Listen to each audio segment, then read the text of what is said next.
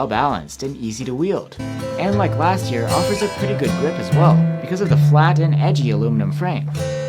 And of course, the iPhone 13 brings IP68 rated water and dust resistance. Apple claims it'll survive for half an hour under 6 meters of water. The screen of the iPhone 13 is similar to last year's. It's a 6.1-inch Super Retina XDR OLED, protected by ceramic shield, some of the toughest glass there is.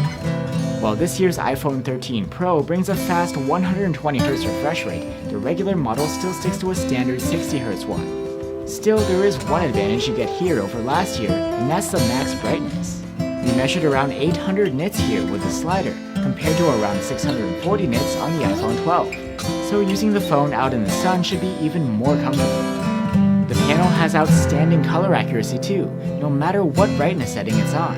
And of course you get other great features here, like deep OLED blacks, True Tone, and HDR10 and Dolby Vision support. For audio, the iPhone 13 has a pair of stereo speakers, one at the bottom and the other at the top, which doubles as an earpiece. They are well balanced and loud, scoring very good on our loudness charts, and the sound quality here is exceptional.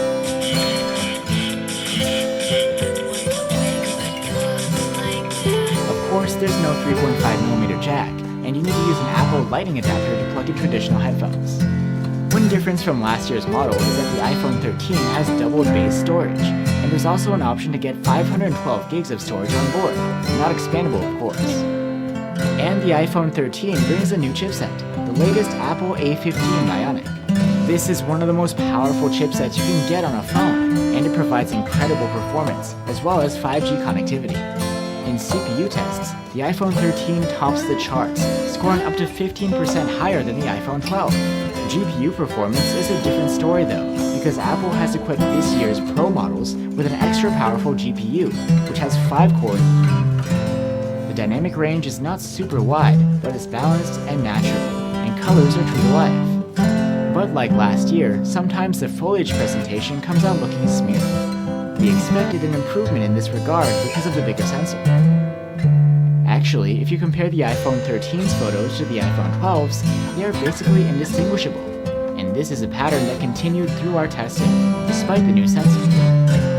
The main camera can shoot portraits, and it does a great job.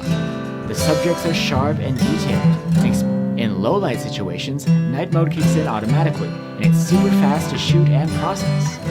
The photos are well balanced, both noise and exposure-wise, and have an incredible amount of detail, excellent color saturation, great contrast, and good dynamic range. Night mode photos taken with the iPhone 12 are indistinguishable, so it turns out the larger sensor on the main cam and the new type of stabilization aren't really making a difference. You can turn off the night mode, and the result is a more true-to-life looking photo. These are a little softer, and the colors are more washed out, but you still have good detail, contrast, dynamic range, and exposure.